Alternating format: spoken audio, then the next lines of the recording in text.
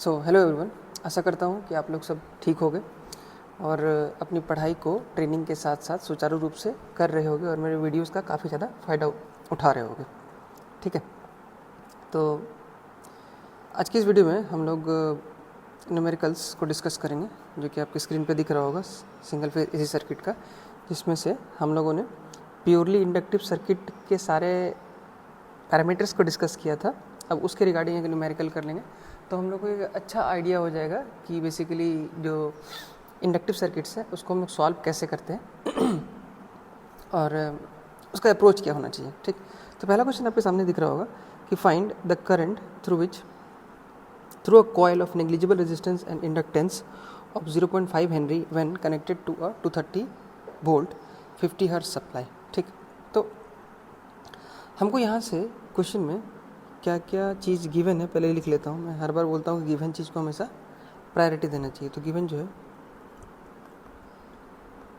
Given क्या है अपने पास एल का वैल्यू दिया हुआ है 0.5 हेनरी, 0.5 है, 0.5 हेनरी। वोल्टेज का वैल्यू दिया है 230 वोल्ट। ठीक है, और यहाँ पे मेंशन नहीं है ना, तो हम लोग इसको मैक्सिमम वैल्यू मान सकते हैं। ठीक, फ्रीक्वेंसी का वैल्यू दिया है 50 हर्ट्ज। ठीक, तो करंट को निकालने के लिए हमको चाहिए वोल्टेज, एक मिनट,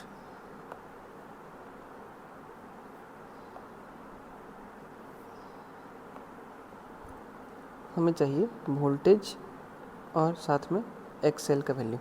ठीक, तो वोल्टेज तो हमको गिवन है 230 वोल्ट। ठीक, और एक्सएल का वैल्यू हमको गिवन है नहीं है। तो ये जो एक्सएल का वैल्यू है इसको हम लोग निकाल सकते हैं। हम लोग को पता है कि एक्सएल इज इक्वल टू होता है omega L and omega is equal to होता है 2 पाई एफ इंटू एल। तो यहाँ पे हम लोग निकाल सकते हैं पाई का value 3.14 into F 50 hertz into L का वैल्यू 0.5। तो यहाँ से कैलकुलेट करेंगे तो एक्सएल का वैल्यू आ जाएगा अपने पास 157 ओम्स। इसका यूनिट ओम्स हो जाएगा। ठीक है, ये हो जाएगा 157। अब इसको जब सॉल्व करेंगे तो अपने पास ये वाला जो वैल्यू है ये आ जाएगा 1.47 एम्पियर। ठीक, तो इतना सही सवाल था, इसमें और कोई कुछ रॉकेट साइंस नहीं है, सिंपल। बस हम लोग आज इस चीज़ को निकालना समझें कि हम लोग एक्सेल को कैसे निकाल सकते हैं। ठीक है ना, आई होप ये जो छोटा सा क्वेश्चन है वो क्लियर होगा। तो अगर यदि ये क्वेश्चन क्लियर है तो अब इसी के बेसिस पे हम लोग एक और क्वेश्चन करते हैं जिसमें हम लोग को थोड़ा सा ज़्यादा वर्कआउट करना पड़ेगा। क्या है, बोल रहा है कि क्वेश्चन में एक एसी वोल्टेज है V is equal to 110 sine 314 t is applied across a 39 milli henry inductor. इससे प्रीवियस क्वेश्चन में हेनरी में था, ये 39 मिली हेनरी इंडक्टर है। ठीक है, right the equation for the current, draw the phasor diagram. हाँ, ये इंपॉर्टेंट है सवाल। ठीक, तो हमेशा की तरह हम लोग जो वैल्यूज़ गिवन है उसको हम लोग लिख लेते हैं। क्योंकि यहाँ पे गिवन है तो मैं फिर से लिख नहीं रहा हूँ। अब हम लोग सबसे पहले क्या करेंगे, सर्किट ड्रॉ करेंगे। क्योंकि हमको पता है कि सर्किट ड्रॉ करने से क्या होता है कि हम लोग का जो आधा से ज़्यादा क्वेश्चन है, क्योंकि एसी सर्किट्स में अगर सर्किट को आप ड्रॉ कर लेते हो तो आपका जो क्वेश्चन है वो 50% सॉल्व हो जाता है। ठीक है, तो इसीलिए सर्किट ड्रॉ कर लेते हैं। ठीक है, तो सर्किट कैसा होगा इसका, एसी सीरीज सर्किट का हम लोग बात कर रहे हैं, तो एक एल होगा जिसका कोई रेजिस्टेंस वैल्यू नहीं होगा और वो एक एसी सोर्स के अक्रॉस लगा होगा। ठीक, जो जो एसी सोर्स है उसका वैल्यू हमको क्वेश्चन में गिवन है 110 साइन 314 टी। ठीक है, थोड़ा सा गले में खराश है तो प्लीज़ एडजस्ट कीजिएगा इसी के साथ में। ठीक है तो यहाँ पे एक चीज़ देखिए, इस क्वेश्चन में ये जो वैल्यू है ये बेसिकली है मैक्सिमम वैल्यू Vm। ठीक है, और ये वाला जो वैल्यू है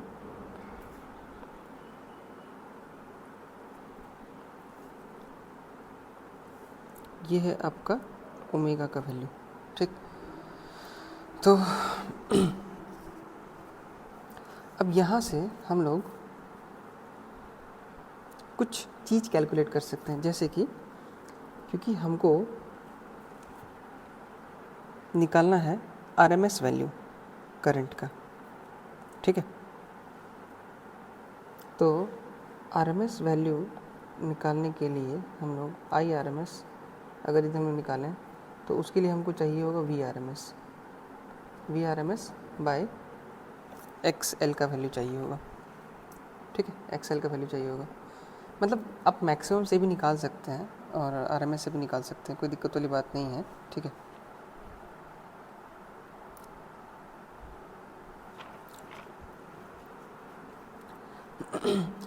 बट ऐसा है कि इस क्वेश्चन में जो हम लोग का रिक्वायरमेंट है वो स्पेसिफिकली गिवन नहीं है, ठीक है।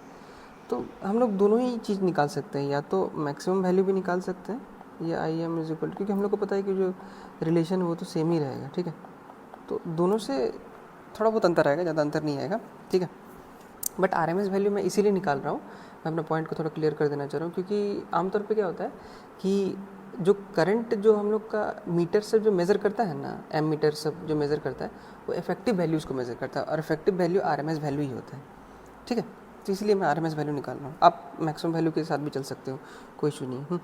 तो R M S value voltage का निकालने के लिए हमको पता है कि आर एम एस वोल्टेज क्या होता है, V M by root two होता है ना। तो यहाँ पे इस क्वेश्चन में हमको मैक्सिमम वैल्यू गिवन है, इसको हम लोग रूट टू से डिवाइड कर देंगे तो हमको क्या मिल जाएगा 77.78 वोल्ट, जो कि आर एम एस वैल्यू आ गया, ठीक। अब रहा बात एक्सेल का, तो एक्सेल का भी हम लोग जस्ट देखे थे कि एक्सेल क्या होता है, ओमेगा एल पे डिपेंड करता है, ठीक है। तो जो ओमेगा का वैल्यू गिवन है क्वेश्चन में, हाँ गिवन है, एल का वैल्यू गिवन है क्वेश्चन में, हाँ गिवन है 39 मिली हेनरी है, ध्यान रखिएगा, ठीक है।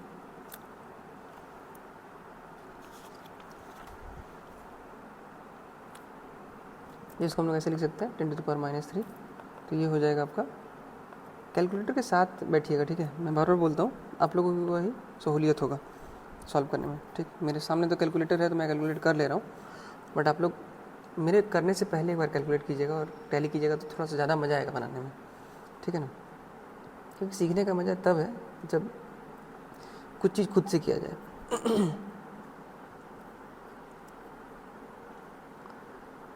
ठीक है, तो एक्सेल का वैल्यू आ गया, तो सिंपल हम लोग आई आर एम एस का वैल्यू निकाल सकते हैं इस चीज़ से। तो वी का वैल्यू हो गया 77/12.25। अब इसको सॉल्व करेंगे तो ये अपने पास आ जाएगा वैल्यू 6.35 एम्पियर, ठीक है, ये वैल्यू आ जाएगा, ठीक है। आई होप ये क्लियर होगा। अब यदि यहीं से हम लोग इसका मैक्सिमम वैल्यू निकालना चाहें, चलिए यहाँ से हम देखिए, इस वाले इक्वेशन से मैं हाईलाइट कर देता हूँ, इस पर्टिकुलर इक्वेशन से हम लोग करंट का मैक्सिमम वैल्यू निकाल सकते थे, ठीक। तो क्या हम लोग इससे भी तो निकाल सकते हैं ना मैक्सिमम वैल्यू, कैसे, देखिए ऐसे, क्योंकि हमको पता है जो मैक्सिमम वैल्यू होता है, एक मिनट, मैक्सिमम वैल्यू होता है वो क्या होता है, आई आर एम एस गुने रूट टू होता है ना, क्योंकि I R M S is equal to होता है मैक्सिमम बाय रूट टू, तो इसका मतलब I maximum is equal to I R M S by root two. तो यहाँ से हम लोग साफ साफ निकाल सकते हैं, रूट टू गुने आई का वैल्यू 6.35, तो ये हो जाएगा कितना 8.98 एम्पियर। आप इस पर्टिकुलर इक्वेशन से भी निकाल सकते हो, और यहाँ जो निकला वो भी सेम ही वैल्यू आ जाएगा, कैलकुलेट करके आप देख लीजिएगा, मैं इसमें क्या ही बोलूँ। ठीक है, तो ये जो आर एम एस वैल्यू था और जो मैक्सिमम वैल्यू था, आर एम एस वैल्यू तो हम लोग कैलकुलेट कर दिए, आर एम एस हम लोग मैक्सिमम कैलकुलेट किए, ठीक।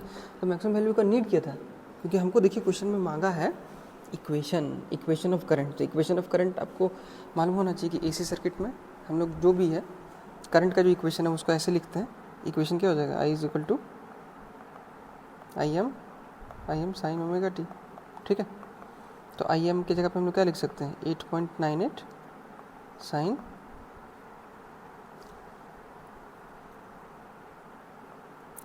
314 टी माइनस पाई बाई 2, याद कीजिएगा इस इक्वेशन को, ठीक है ना।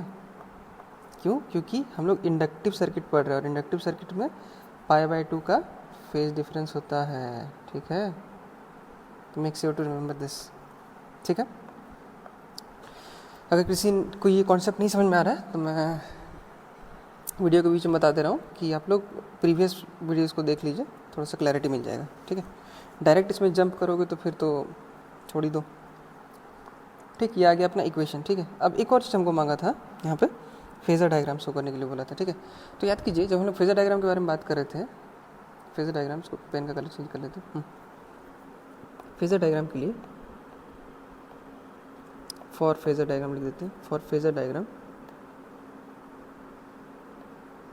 फेज़र डायग्राम के लिए हमको पता रहना चाहिए फेज़, वोल्टेज का फेज़ और करंट का फेज़। तो हम लोग को ये वेव का शेप शायद याद होगा आप लोग सबको। ये वाला अगर यदि वोल्टेज का वेव है, थोड़ा सा अच्छे से बना लेते हैं।